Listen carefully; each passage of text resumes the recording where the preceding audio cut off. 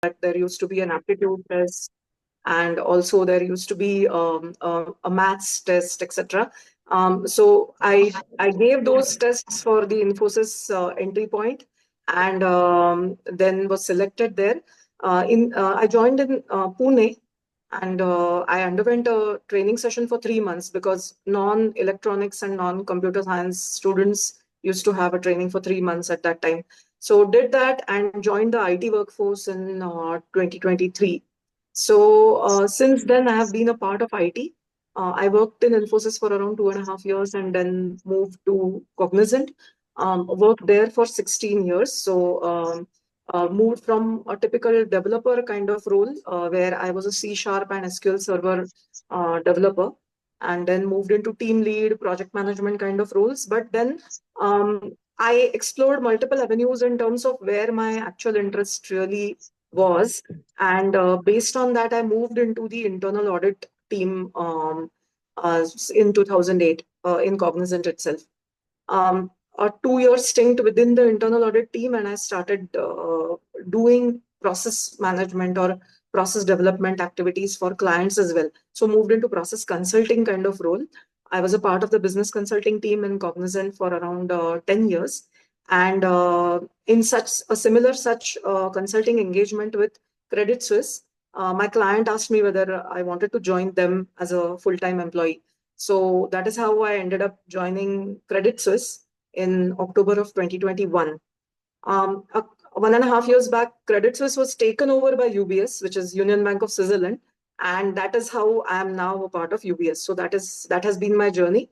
I know that the number of switches, or I mean the job switches that generally people do, I haven't done so many, and the ones which I have moved are purely organic, so haven't seeked newer roles, etc. But then I was given challenging assignments, and I was happy with the organizations that I was working with. So that has been my journey overall.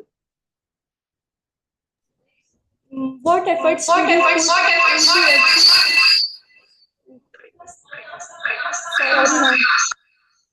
is it from my side? I don't know.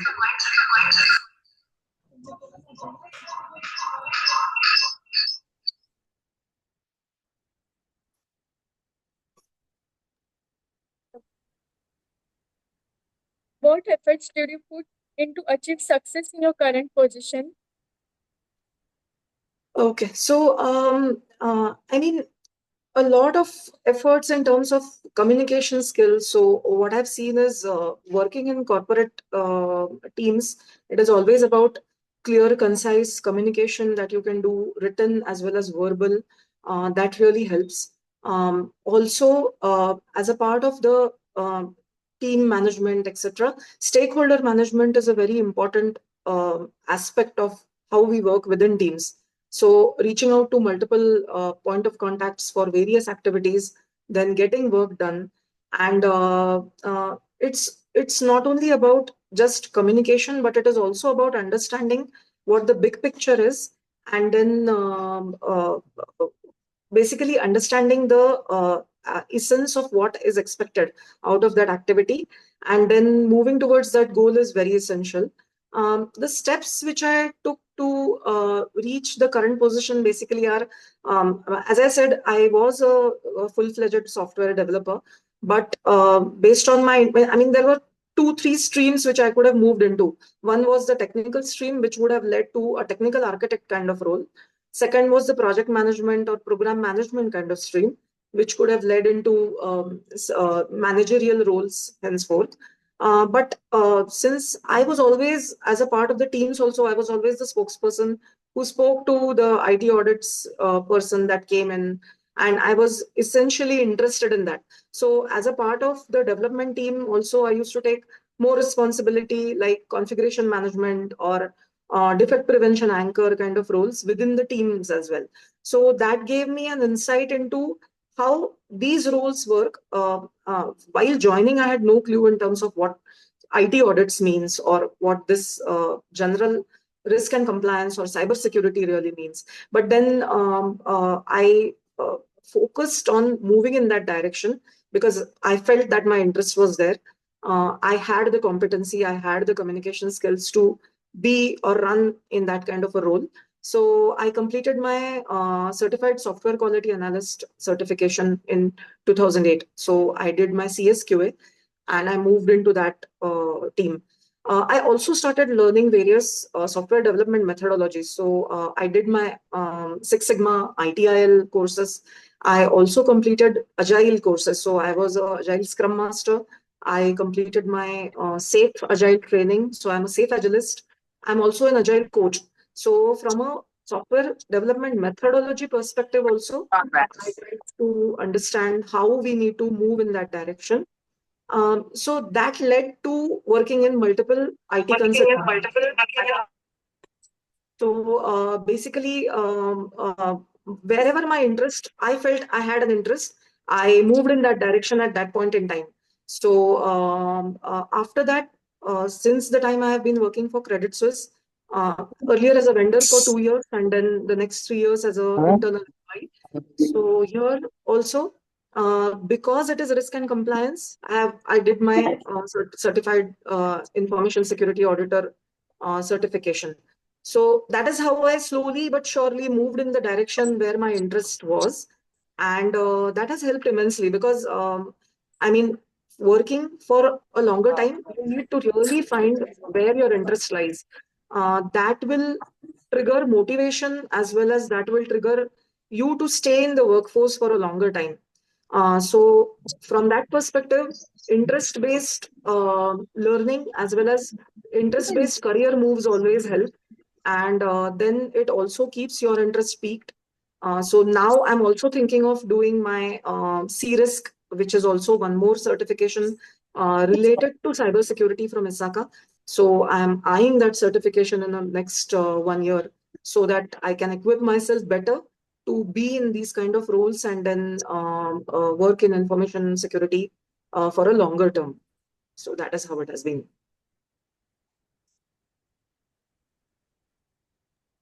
Can you tell what students should focus on to prepare for the first job? Sorry, can you repeat your question, please?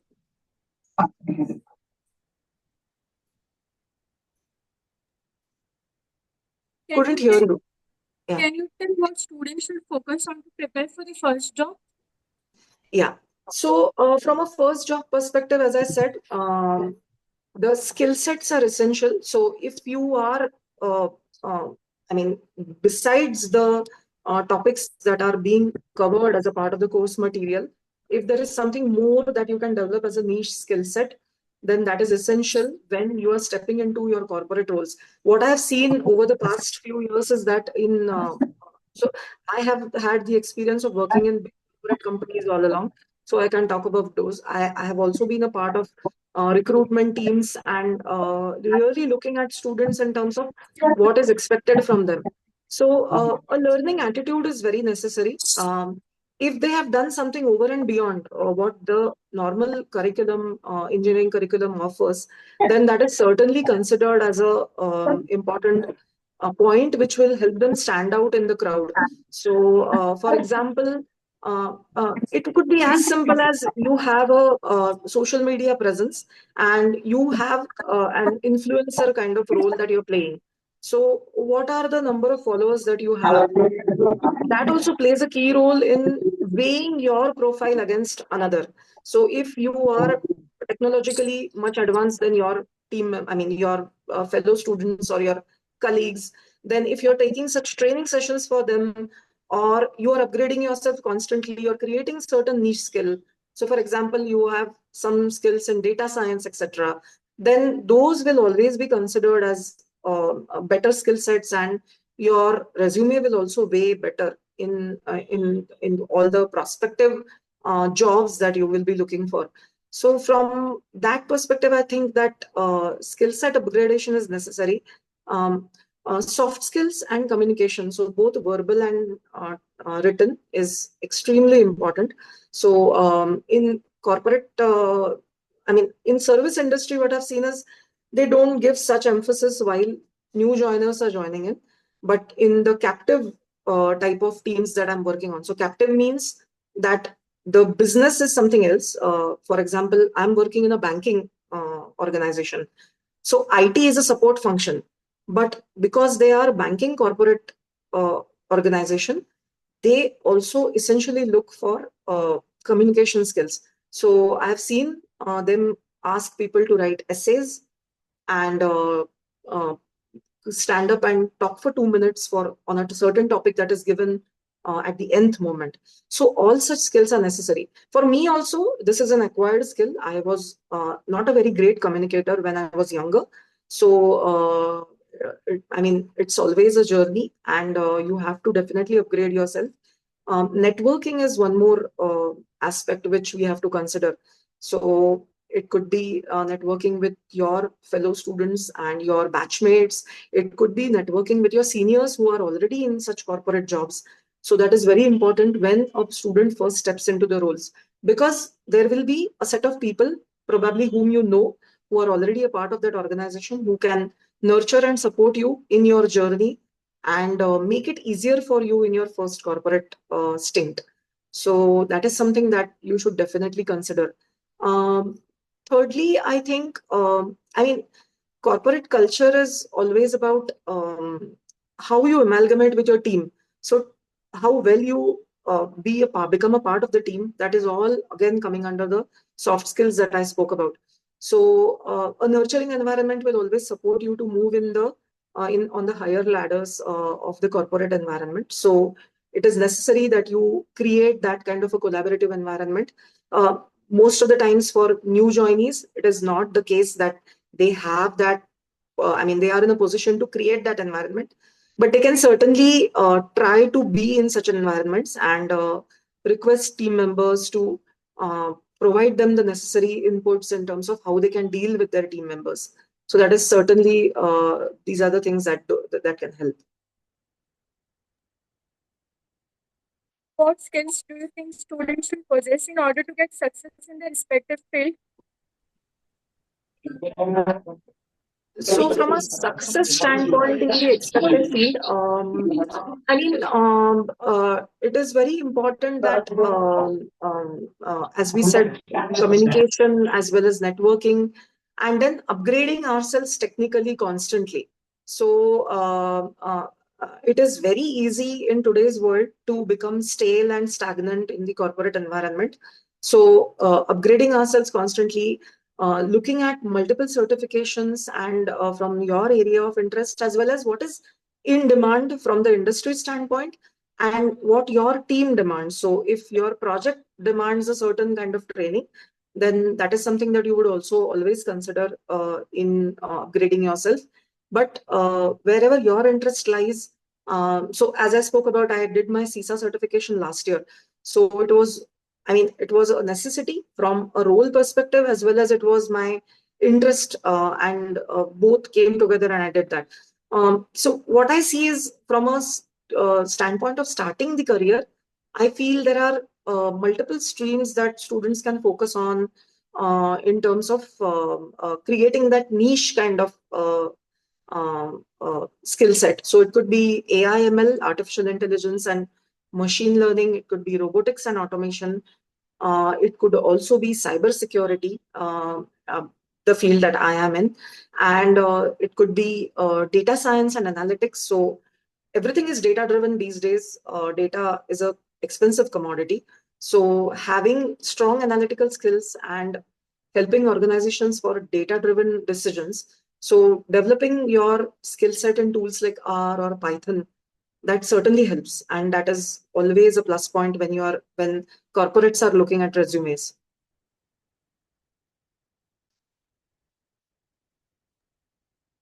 What is your advice to the young engineers who are aiming to enter in your corporate world? Yeah. So as I spoke about, there are multiple such fields that you can focus on. I mean, it is always an environment of self development and improving yourself. So when you are looking at such roles or when there are prospective jobs that you are looking at, it is very important that it lies in. Sorry. Was there a question? Okay, sorry. So there could be multiple such situations where there are cloud computing or mobile technology or agile and DevOps practices kind of roles. There is also immense opportunity in the collaboration tools which are being used. Uh, Things have moved leaps and bounds in terms of how technology is used. So, based on your current set of interests and what your organization is expecting, you can certainly look for such skill sets.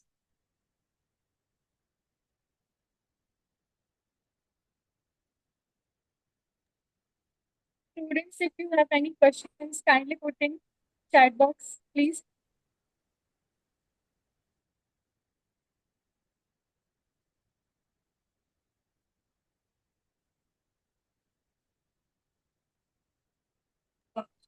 Okay. So, ma'am, can you recommend any resources or certifications that help you in your career?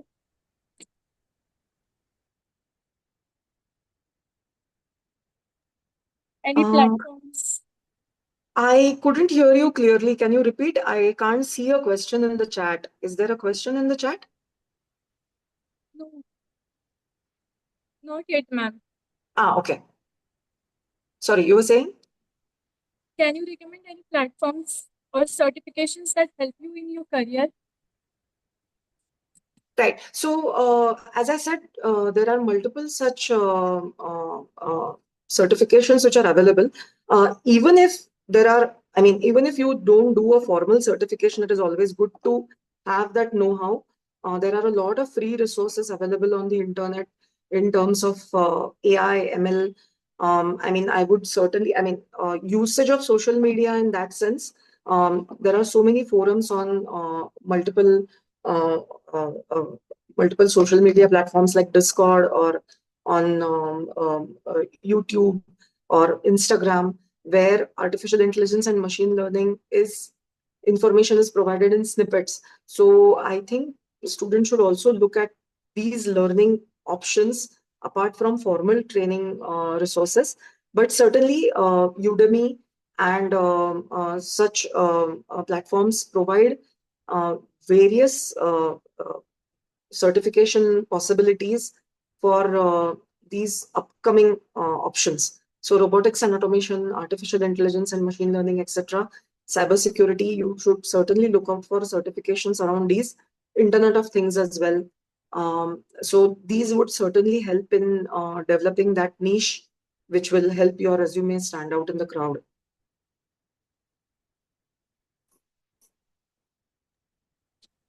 Any questions from students? I hope students must have noted all required points. Being with us, ma'am. On behalf of everyone here, I would like to extend our heartfelt thanks to Kasturi Bhide ma'am for sharing her valuable insight with us today. Your knowledge and experience have truly enriched our understanding. We deeply appreciate the time and efforts you put into the session. Thank you once again, ma'am. Thank you so much. Thank you for inviting me.